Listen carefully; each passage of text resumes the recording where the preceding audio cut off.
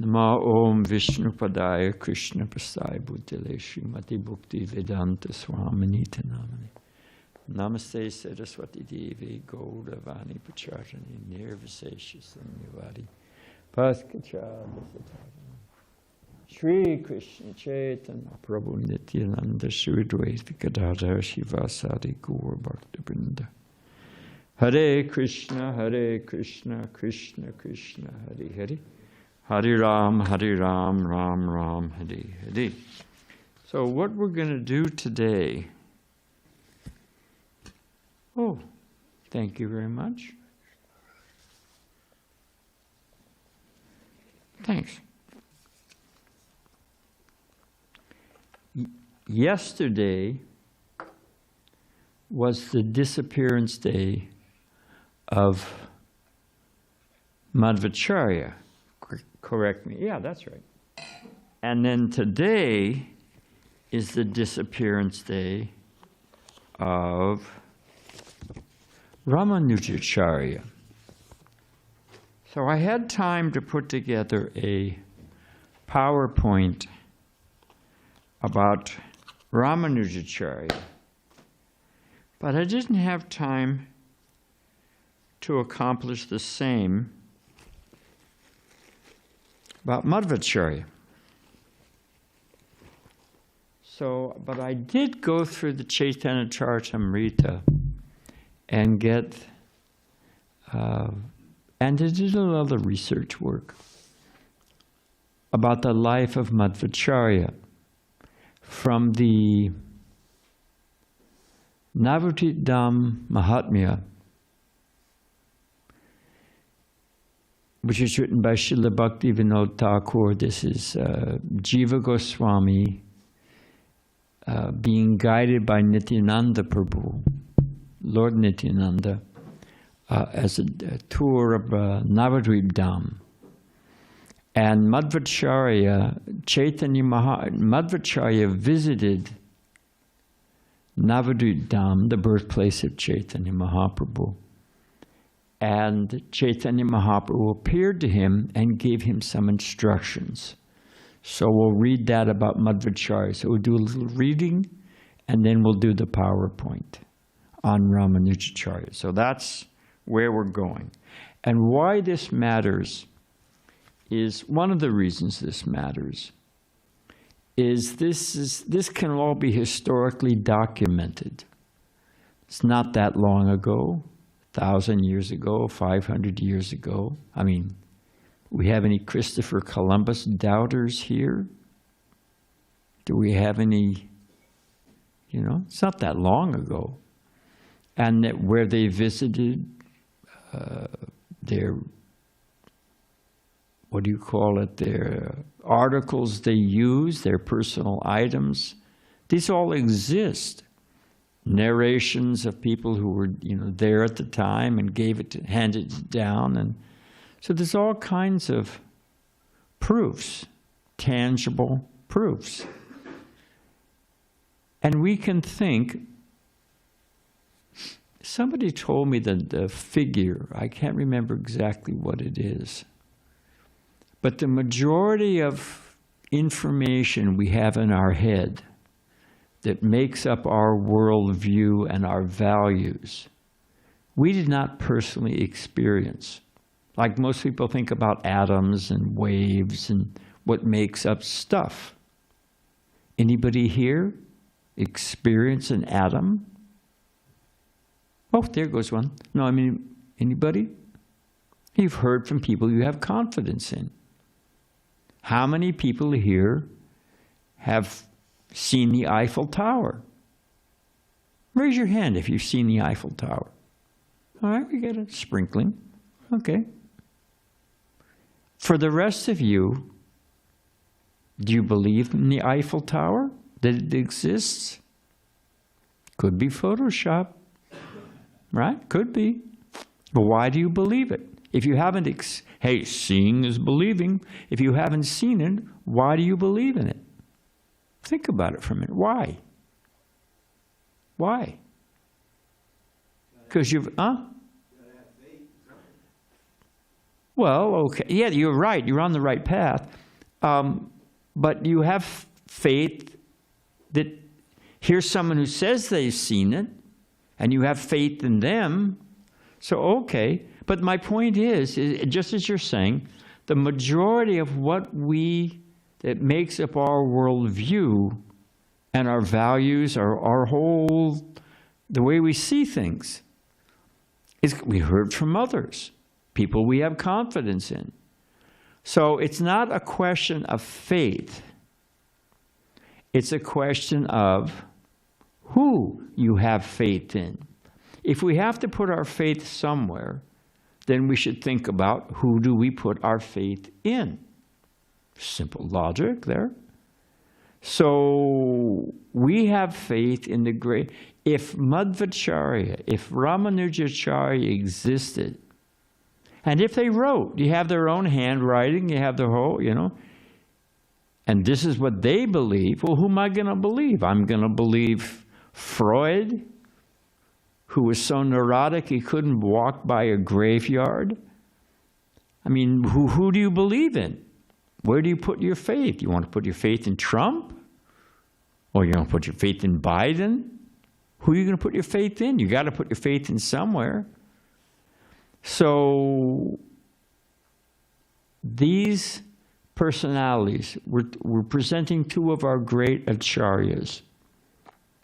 The acharya for the, well, we'll get into that in a second. But these great personalities we have confidence in. And they say that Krishna is the Supreme Personality of Godhead, that there's a spiritual world, that we're not this body. And they outline the path of Bhakti as the way to realize Krishna and leave this world and go back home, back to Godhead. You want to believe them, or you want to believe Freud or Darwin? Prabhupada's famous line about Darwin is his ancestors may be monkeys. My ancestors are the great saints of Vedic India. So, Prabhupada said, of course we know it's a little more complicated, but the principles that they involve from monkeys, Prabhupada said, what evolution? They're still monkeys. So, and Prabhupada said the missing link is my foot in their face. So where do you put your confidence? We'll put our faith in the great acharyas. So to hear their lives, hear some of their pastimes, it should give us confidence in the path of bhakti and the process of sadhana. We should think, all right, I'm on the right path here. I got to believe in somebody. Do I believe in these fools, or do I believe in the great acharyas? Let me put my confidence and follow the words of the great acharyas. So that's why it's worth stressing these days. Okay, so we're going to read a little bit first. And we have a clock. Okay, we're in good shape. No, I'm going to read first, which will make it hard to read. But we will need the lights off in a moment. Okay, and we can pass around these first. This is a painting of Madhavacharya, and we'll explain why he's always posed like this. Was he a precursor of Winston Churchill? Was he an early hippie? Why did he have his hands posed like this? We will answer that. And then, this is his, hey Ed, Ishtadev. Sorry about that, a blast from the past. And this is his ashram in Udupi. He had a number of ashrams, but this one is in Karnataka, South India, by the coast. So here's his ashram. And I'll pass these around. And here is his deity, Udupi Krishna. And he's posed with different, like we have different backdrops. Sometimes he's posed with a cow. Sometimes he's got Seshnag behind him. And how did this deity manifest? We'll hear about that later on too. So there's a deity, Udupi Krishna. There's his place, Udupi in Karnataka, South India, by the coast on the Arabian Sea side. And then here's Madhavacharya posed, and we'll explain why he's posed like this. Okay, we need somebody to pass these around. Aren't you? Well, you don't need it right now. Okay, thanks. So these are excerpts from the Chaitanya Charitamrita by Srila Prabhupada. This is chapter 9, Madhya Lila.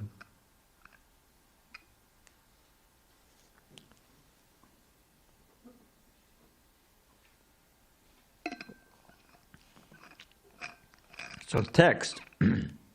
Chaitanya Mahaprabhu next arrived in Udupi, the place of Madhavacharya, where the philosophers known as Tattvavadis resided. There he saw the deity of Krishna and became mad with ecstasy. Purport. Sripad Madhavacharya took his birth in 1238 near Udupi, which is situated in South Karna district of South India, 36 miles north of the city of Mangalore. In his childhood, Madhavacharya was known as Vasudeva, and there are some wonderful stories surrounding him. It is said that once, when his father piled up many debts, Madhavacharya converted tamarind seeds into actual gold coins to pay them off. When he was 5 years old, he was offered the sacred thread. His danda was only about this big, because he took sannyas at 12. It was the right size then, but he grew. When he was that we read, he was offered the sacred thread. A demon named Maniman lived near his abode in the form of a snake. And at the age of 5, Madhavacharya killed that snake with the toe of his left foot. When his mother was very much disturbed, he would appear before her in one jump. He was a great scholar even in childhood, and although his father did not agree, he accepted sannyas at the age of 12. Upon receiving sannyas from Achyuta Preksha, he received the name Purna Pragya Tirtha. After traveling all over India, he finally discussed scriptures with Vidyasankar, the exalted leader of the Srinagar Mat, the seat of Sankaracharya and the Mayavadi school. Vidyasankar was actually diminished in the presence of Madhavacharya. That was one of his main missions, was to defeat the Mayavadis, and we'll talk about that in a minute.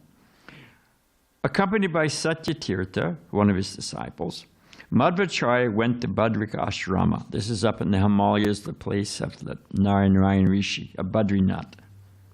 It was there that he met Vyasadeva and explained his commentary on Bhagavad Gita before him. Thus he became a great scholar by studying before Vyasadeva. By the time he came to Ananda, let's see, because I'm going to skip some of this because of time. Once while sitting beside, this is the appearance of the deity, Udupi Krishna. Once while sitting beside the sea, engrossed in meditation upon Sri Krishna, he saw that a large boat containing goods from Dwarka was in danger. He gave some signs by which the boat could approach the shore, and it was saved. The owners of the boat wanted to give him a present, and at that time, Madhavacharya agreed to take some gopi chandan. He received a big lump of gopi chandan, and as it was being brought to him, it broke apart and revealed the deity of Lord Krishna. The deity had a stick in one hand and a lump of food in the other. Cowherd boy on his way to the forest supplied by Mother Yasoda. As soon as Madhavacharya received the deity of Krishna in this way, he composed a prayer. The deity was so heavy that not even 30 people could lift it. Yet Madhavacharya personally picked up the deity and brought the deity to Udupi. 8 of Madhavacharya's sannyas disciples became the directors of his 8 monasteries. Worship of the Lord Krishna deity, known as Dancing Gopal, is still going on at Udupi according to the plans Madhavacharya established. So that's the deity you're looking for, manifest from a giant lump of tilak. Madhavacharya then for a second time visited Badrikashrama. While he was passing through Maharashtra, the local king was digging a big lake for the public benefit. As Madhavacharya was passing through that area with his disciples, he was also obliged by the king to help in the excavation. After some time, when Madhavacharya visited the king, he engaged the king in that work and departed with his disciples. Often in the province of Ganga Pradesh, there were fights between the Hindus and the Muslims. The Hindus were on one bank of the river and the Muslims on the other. Due to the community tension, no boat was available for crossing the river. The Muslim soldiers were always stopping passengers on the other side, but Madhavacharya didn't care for these soldiers. He crossed the river anyway, and when he met the soldiers on the other side, he was brought before the king. The Muslim king was so pleased with him that he wanted to give him a kingdom and some money. But Madhavacharya refused. While walking on the road, he was attacked by some dacoits, but by his bodily strength, he killed them all. Madhavacharya's devotion to the Lord and his erudite scholarship became known throughout India. Consequently, the leaders of the Sringeri Math, established by Sankaracharya, became a little perturbed. He was preaching powerful Vaishnavism, and well, we'll get into it in a minute, but the Buddhists were in charge of India after Buddha's appearance. They chased out the Hindu tradition. Then Sankaracharya chased out the Buddhists, and Madhavacharya chased out the impersonalists. So that was what's had. There's an arc there. We'll get into it in a minute. And it comes all the way to Sri Chaitanya Mahaprabhu. At that time, the followers of Sankaracharya were afraid of Madhavacharya's rising power, and they began to tease Madhavacharya's disciples in many ways. Tease means harass and challenge. There was even an attempt to prove that the Siblic succession of Madhavacharya was not in line with Vedic principles. A person named Pundarika Puri, a follower of Mayavad philosophy Sankaracharya, came before Madhavacharya to discuss the Shastra. It is said that all of Madhavacharya's books were taken away, but later they were found with the help of the king Jaisingha. In discussion, Pundarik Puri was completely defeated by Madhavacharya. Srila Bhaktisiddhanta Saraswati Thakur was invited to speak, and it was a group of mixed Mayavadi and some Vaishnavism. He was invited to speak. But they didn't really want him to come because he was such a powerful speaker. But out of etiquette he was so prominent they had to ask him. But they told him, but we're not speaking on Bhagavatam, we're not speaking on Bhagavad Gita, we're not speaking on Chaitanya Charitamrita, we're not speaking on Mahabharata, we're not speaking on the Gita, we're not speaking on the Upanishads, we're not speaking, they thought, the hell, he won't come, because, and they left one, I don't want to say obscure, because all of the Vedas are transcendental, but one remote Samhita. He said, that's what we're speaking on. But if you want to come, you can come. He said, definitely I'll come. And using that, some of like the Ishopanishad, he walks and he doesn't walk. If you're not a Vaishnava, you can interpret that impersonally. So it has it stresses the impersonal, which is a valid side of the Supreme Lord, but it doesn't stress the personal side. That I won't come. And using that obscure reference, doesn't stress personalism. He completely smashed them all. So same kind of thing happening here. It was reputed that there was no limit to the bodily strength of Madhavacharya. There was a person named Kadanjari who was famed for possessing the strength of 30 men. Madhavacharya placed the big toe of his foot upon the ground and asked the man to separate it from the ground. Just put his toe. See if you can lift my foot. He's so big and strong. But the great strong men could not even move it after much effort. Madhavacharya passed away from the world at 80 years old while writing a commentary on Aitreya Upanishad. All right. So now, here's just a little something more.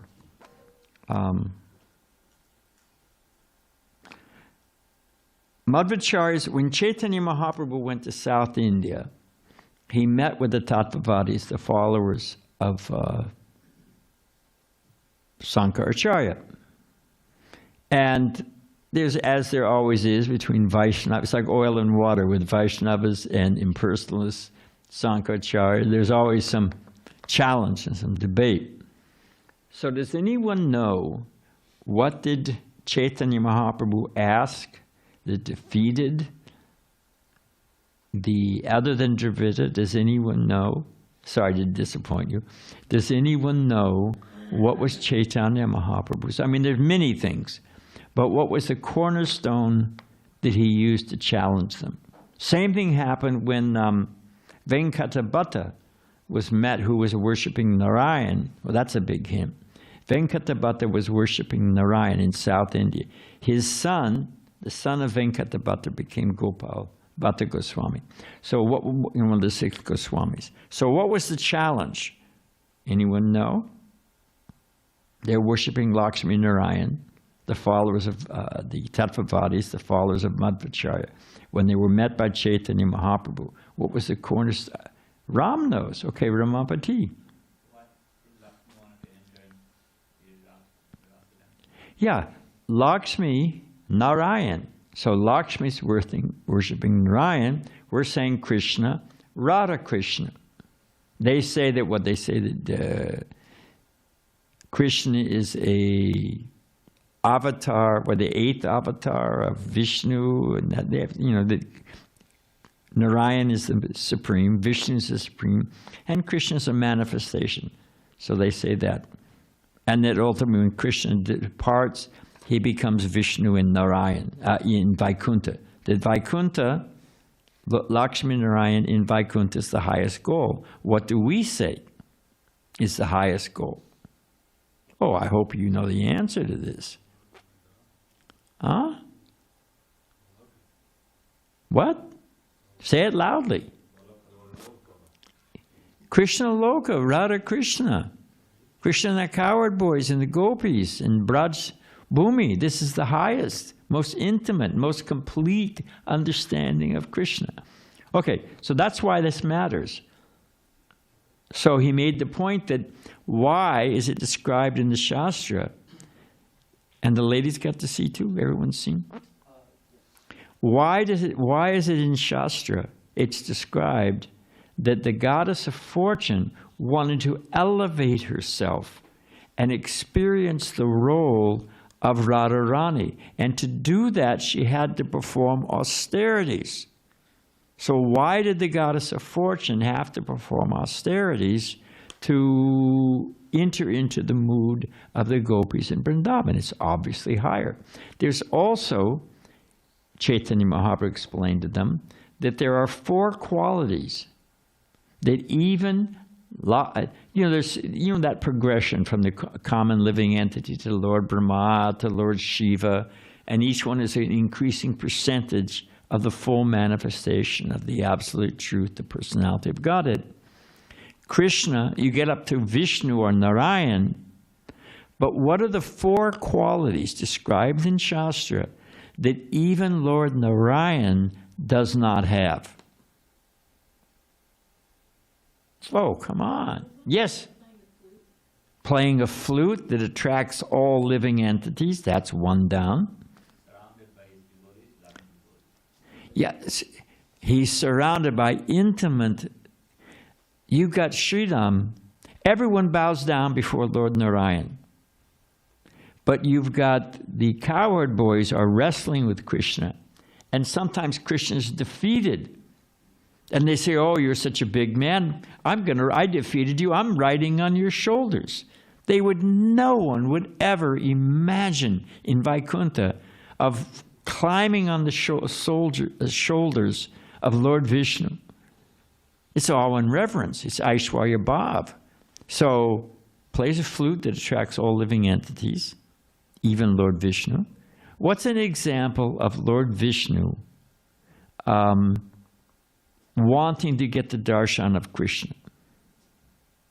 Described in Krishna book. What did Krishna do to repay the sons of his guru Sandapani Muni? Anybody know? Dravida, Prabhu. What did he do for Dakshin? Yeah. He went to Yamaraj, Loka, and he retrieved his son. And he retrieved the sons of his spiritual master who had died prematurely and been taken to the... Yeah. But, okay, now, so the question becomes, what was the cause of them being stolen? Because Lord Vishnu took them because he wanted to get the darshan of Krishna. He wanted to get the darshan of Krishna. So he plays a flute that attracts all living entities, even Lord Vishnu. He has intimate devotees. Mother Yasoda, who chastised. What's the third? Lila. Huh? Lila. Beauty. Special Lila. Oh, yeah, that's Lila. Yeah, he has childhood pastimes. You never see baby Lord Vishnu. You just don't see it. You don't see the mother chasing him with a stick. You never see Radharani. You know, Krishna's... Anyway, I don't want to go too intimate, but there was a picture in the LA temple, one of those old Brijbasi paintings, that, and it shows Krishna's at Radharani's feet. And he's put his crown, he's put his jewels, he's put his flute at her feet. And you see, Prabhupada described it one day, Prabhupada, for class. It was in the LA temple, the old temple room. Prabhupada described it. So Radharani's sitting on a throne, and she's looking at the other way. She won't even give him the time of day. He's put everything he has, including his flute, at Radharani's feet, trying to appease her. She's in the angry mood, so he's trying to appease her. She's looking this way. Prabhupada said, actually, she's looking at Vishaka and Lalita, because you can see them in the painting. And Radharani's asking them, should I forgive him or let him keep me at a distance a little longer? She said. And you see Cupid in the bush. Prabhupada pointed all this out. We never noticed any of it. There was Cupid in the bush, and he's looking dejected. He's broken his bow and thrown his arrows. Cupid is arranging the material pastimes of love. So many, Valentine's Day just happened. But Cupid is completely defeated and can't even comprehend the subtle nuances of Radha Krishna Lila. So, what do we got? We've got his flute, we've got his beauty, we've got intimate devotees that become, Prabhupada said they want to become the master. Krishna's God is the Father. He's supplying everyone, but we want to become the Father of Krishna, like Nanda Maharaj or Mother Yasoda. And what about an intimate childhood pastimes? So childhood pastimes, intimate devotees who even become superior, plays a flute that attracts all living entities, even Lord Narayan, and personal beauty, right? We got 4 there? Okay. So using those arguments that even Lord Narayan is attracted to Vishnu, why is the goddess of fortune performing austerities to come to the level of Krishna? I mean, level of Radharani. We do see a little baby Vishnu, 4 arms. You said that we've never seen the Raya. Where? Where do you see? When Krishna first appears. He appears with a little baby form with all these... Yeah, but it's Krishna's Lila. It's Krishna, you know, nice try. Oh, and then, well, we'll read about that in a moment. This is quick. As Balaram Prabhu said, what time is it? Oh, geez. As Balaram said yesterday, actually, Madhavacharya, you know, everyone wanted to jump in on Krishna's pastimes, and they come at different times. It's, you know, described in Krishna book how the, what is it, all the devas came first, and you know, so the king never comes alone, he comes with his entourage. So different devas, they come. So you have Vayu, the god of the wind, comes as the,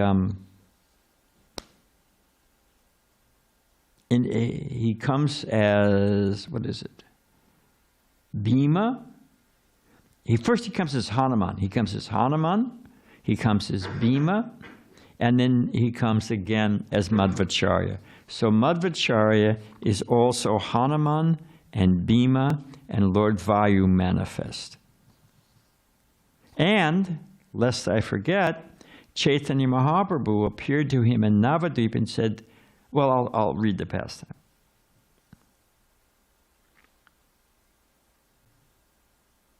So this is from Navadvip Dham Mahatmya by Srila Bhakti Vinod Thakur.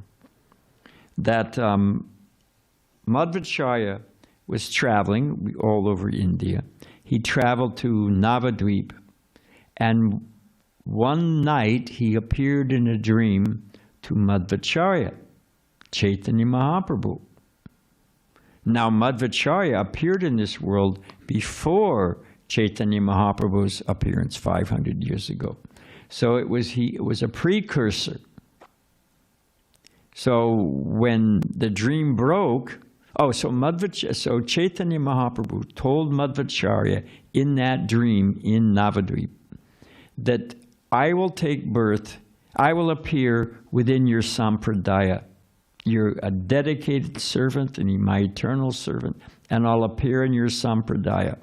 And you will defeat the impersonalists.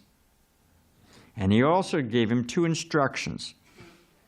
From each of the 4 sampradayas, the Sri Sampradaya, Madhavacharya, the Kumara Sampradaya, and so Lakshmi Sampradaya, we'll get into that in a second, but there's 4 sampradayas, and Madhavacharya appears in the Brahma Madhva Gaudiya Sampradaya, and Chaitanya Mahaprabhu appeared in our line. So he's very important to us. He's one of the acharyas, the founding acharya of our sampradaya, our lineage. So he said, I'll take 4 things from your teachings, and then later on that'll become part of Chaitanya Mahaprabhu's Achinta Bheda Bheda Tattva. So he took 4 things from Ramanuja, 4 from Nimbarga, 2 from Nimbarga, 2 from Madhavacharya, 2 from Ramanujacharya, and 2 from Vishnu Swami. So the 2 teachings that Chaitanya Mahaprabhu took from Madhavacharya are complete rejection and defeat of Mayavad philosophy and service to the deity as an eternal spiritual personality. Mayavadis teach that you worship the deity until you realize you're one with the deity. You do all these rituals. Prabhupada says it's accepted like a ladder. When you climb up a ladder, and then when you reach that platform, you push away the ladder so you can't go back. It's a crutch. They say deity worship, chanting japa, all of this is a crutch to help us to come to a certain level. But once we come to that level, we move beyond all those things. They say that all the time. The formless takes form so when we can relate to it. So go ahead, worship the deity. But once you realize the absolute behind the form, then you no longer need to deal with the forms or the Supreme Lord. You reject it. That's what they say. But Chaitanya Mahaprabhu took complete rejection and defeat of Mayavad philosophy and service to the deity as an eternal spiritual personality. So Chaitanya Mahaprabhu appeared to Madhavacharya. Oh, then beautiful golden dancing form gave this instruction to Madhavacharya and then disappeared. Madhavacharya awoke from his dream and was so, you can imagine, so despondent, like Narada Muni after seeing Krishna, when Narada was a little boy. So began crying, complete. Then the voice of Mahaprabhu told him, don't worry. He said, you keep this secret now. You keep it secret. It's not the time. And I will, but I'm going to appear in your sampradaya and take 2 of your teachings. So there it is. Now, we will just, let's see if we can buzz through this. We can hit the lights now. Anybody manning the station? Yeah, very good. Okay, let's roll. So it says there, now we're talking about Ramanujacharya, appeared in 2017, lived for 120 years. Next. Now this is the point I was making. Prabhupada says, if you bend bamboo too fast, it'll snap. If you bend it slowly, it'll actually make the arc. So Krishna's, and this matters because, what is it? The arc of history is long, but it bends towards truth. So in order to move, Krishna never gives up. He's always moving human society. He's trying to, he never gives up. As super soul, he's in everyone's heart, pushing us back to surrender to him. So in the same way, well, I'll make it quick because we don't have much time. People were using the Vedas and following the Vedic tradition and violating them in so many ways.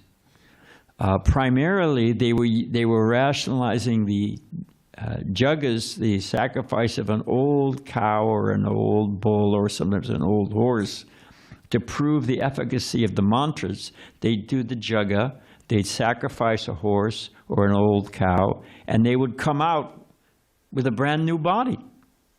So it would confirm that they were chanting the mantras properly. They were using that, the general people, as a rationale for animal slaughter. So they said, but it's in the Vedas. So what did Lord Buddha say? He rejected the Vedas. He said, that, no, we teach nonviolence, we teach so many different things, because it's the cause, the seed of karma and desire. So you give up all desire. I don't teach in the Vedas. We reject the Vedas. But it got them to at least stop killing animals, which made them a little pious enough that they could hear.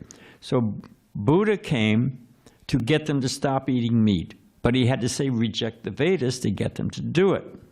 Then came along the Madhavacharya, then Ramanujacharya. Each of them did it. Oh, then came Sankaracharya. And Sankaracharya came to, no, there's an absolute. It's impersonal, but you've got to follow the Vedas, and there's an absolute. It's not all just merge, become one. No. So you got from hedonism, just blatant hedonism, rationalized by the following the Vedas. Oh, this is in the Vedas. We can drink wine. We can drink liquor. It's in the Vedas. So many things like that. So it got him to go from hedonism to at least some kind of piety, and that there's karma, and you've got to be careful. But to do it, he had to teach them to reject the Vedas. Then came Sankaracharya, who got them to accept the Vedas, but he could only nudge them close enough to an impersonal idea. Then comes Madhavacharya, and what did I say? Why was he sitting like this? Who knows? Precursor to Winston Churchill, a hippie? Other than Dravida, who knows? Other than Ram? Isn't it something? It's something like you're never one with God. There's always you and God. Yeah, because Sankaracharya was saying, you know, he does that classic example. You have a pot, and when you have a clay pot, you have the air inside and the air outside. So it appears to be dual. You break the pot, there's no more inside and outside. It all becomes one. So there's the absolute consciousness. And then there's the body. Each of us are encased in these bodies. So we think there's individual consciousness. But when you become free from the bodily concept of life, it's like breaking the pot. And therefore, and it all becomes one. You follow the analogy? That's the analogy they try to say. That as soon as you give up the sense of ego, there's no more individual self and the absolute self or the Atma and the Parma. All that's gone.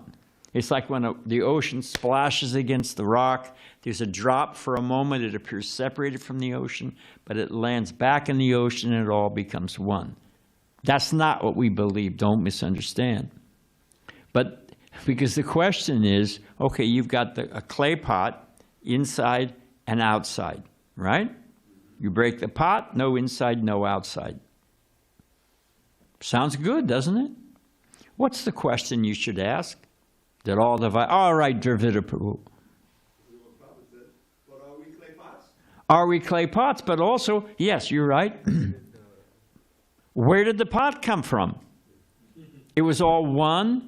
Then there's a pot, then the pot breaks, it's all one. Okay, fine. But where'd the pot come from? So where did the individual consciousness, the sense of individuality come from? Actually, it's eternal.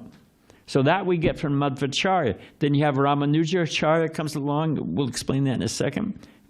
We don't have much time.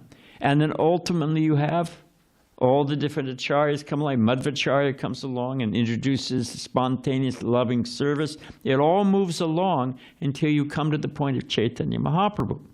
And Chaitanya Mahaprabhu is the conclusion of it all. That arc, all the way from hedonism through to reject the Vedas but nonviolent, be pious, karma and react. Then you get to the point of accept the Vedas, Sankaracharya, and that there's an absolute, it's just impersonal. Then you get to the four Vaishnavacharyas, and it refines what is that personalism, what is the nature of the thing. And therefore, when you go to Mayapur, you will see at the Chaitanya Mat, built by Srila Bhakti Siddhanta Saraswati, the start of our institution. The ISKCON is a modern-day version of Gaudiya Math. Srila Bhakti Siddhanta Saraswati Thakur, Srila Prabhupada's spiritual master, built a temple with Radha and Krishna. What is it? Gandharvika Giridhari was the name of them. And on the four corners holding up the temple, you have the four Vaishnavacharyas. His point being, like four rivers, they entered into the ocean of Mahaprabhu. So that's what this means. There's a progression. Krishna is guiding things. In the same way with this Hare Krishna movement, this is Mahaprabhu's will. I was in the room. Someone was asking, oh, can you tell us about pastimes of Radha and Krishna? And you know, those things was 2.5 devotees. Those are the half devotee being Sikhi Mihiti's sister. So who did Mahaprabhu discuss intimate Lila with? Not with everyone at all. So they were pressing Prabhupada to talk to because people can't understand. They think this mundane boyfriend, girlfriend. So I was there. They were pressing, oh, Swamiji, can you tell us about Krishna Lila? Vrindavan Lila, Radha and Krishna. And Prabhupada didn't want to do it. Put it off once, put it off twice, gave a good answer. He said, that you cannot understand. And then at the end of the whole thing, the man said again, but Swamiji, tell us something about Radha Krishna Lila. Prabhupada slammed his hand on the desk and he said, this ISKCON is an incarnation of Krishna, and he's come again to save the world. So all this book distribution, we've, in 50 years plus, Dravida Prabhu and I have seen a profound change in American culture. Nobody, we'll end here because I don't want to go too long. We'll finish this another day. So no one, I remember going on book distribution. And we had that book, Perfection of Yoga. People say, yogurt? I don't eat yogurt. That's hippie food. No, you have to back up, try it again, no, this is what we. So they didn't, karma, vegetarian. Oh, what is that? Vegetarian, is that a political party, like libertarian? No, back up, try it again. So they changed. The culture has changed. People talk about what to speak of having kirtan. Now they misunderstand and they have different kinds of, you've got that, who's that guy? Krishna Das? He eats steak for breakfast. Yeah. Anuttama's son, what is his son's name? Gauravani. Gauravani, fantastic musician like his father. A Borgia, what is his father's name? Bardraj. Fantastic musician, was on the bhajan circuit. He was singing, pure Krishna Bhakti. And Krishna Das was also, he was the headliner of the program. And before that, they did it for a couple of days, and before Krishna Das sang, they went to some restaurant, because they're out traveling, what to do. So Gauravani Prabhu gets some, baked potato and a salad or something. And he was sitting right next to him. Krishna Das ordered a grilled steak. He was shocked, and rightly so. Anuttama saw the Dalai Lama eating beef. That's another story. So the point I'm making is there's an arc of history. And in just 50 years, those of us who were there early days have seen a profound change in the American culture all over the world. Now, kirtan is cool. Who'd imagine such a thing? So we can have great confidence that Chaitanya Mahaprabhu was pushing. And Prabhupada said, and it rests on kirtan and prasadam distribution and, let me hear you say it, book distribution. And again, we'll show this another time, so don't worry, I'm not going to keep you from breakfast. Thomas Jefferson, the third president of the United States, expected to be the second president after George Washington. And in an upset, he was defeated by John Adams. What did Jefferson do to make sure he didn't lose the next election? Anyone know what he did? He bought newspapers. He bought newspapers all over New England and the seaboard states, the 13 colonies. And he pumped out his message through newspapers. What happened in the next election with John Adams and Thomas Jefferson? Jefferson won by a landslide. Do you know Marx, the father of communism, never went to Russia? Never. He was German. He was in London and in Germany. He never went to Russia. But he, trained up Lenin, read his books, and the whole, world was, what is it? What is the right word? Was suffered because of communism, the power of the pen. So my point is that we should have great confidence that these acharyas are real, they appeared, it's all part of the grand design of Krishna to invoke Krishna consciousness in the world. Prabhupada said that there's in Kali Yuga, which is 420,000 years, right? So with 425, 432,000. Either way, it's a long time. So, and Kali Yuga just gets worse. Even in our lifetime, we've seen it get worse. So what was I going to say? No, it'll come to me in a second. Thank you very much. So even in that, so within that 432,000 years, Prabhupada said, and it's described in the Brihad Bhagavatamrita, that there is a cross current. There's a golden age. Like you've got a river flowing this way, and sometimes there's a little eddy or cross current going the other direction. So against the current of Kali Yuga, which just goes downhill, there's a cross current that starts from the appearance of Chaitanya Mahaprabhu. And it goes up for 5,000 years, and then it plateaus for 5,000 years. And then after that, all the devotees go back to Godhead. And Krishna consciousness movement and Krishna consciousness in the world wraps up. It's gone. And we move into the last phases of Kali Yuga. Prabhupada said, well, what happens after that? After the 5,000 years up, 5,000 years plateau? Prabhupada said, oh, you can stay and see the fun. You can imagine at the end of Kali Yuga. There's no fruit, there's no grains, no sugar. People people have children so they can eat them. Yeah, and it's all described in the Vedic literature. So my point is that Chaitanya, Krishna via Chaitanya Mahaprabhu is that cause of that 10,000-year eddy cross current against Kali Yuga, and it's happening. And the edge at the tip of the spear is book distribution, Ratha Yatra festivals, Prasadam, but it rests on book distribution.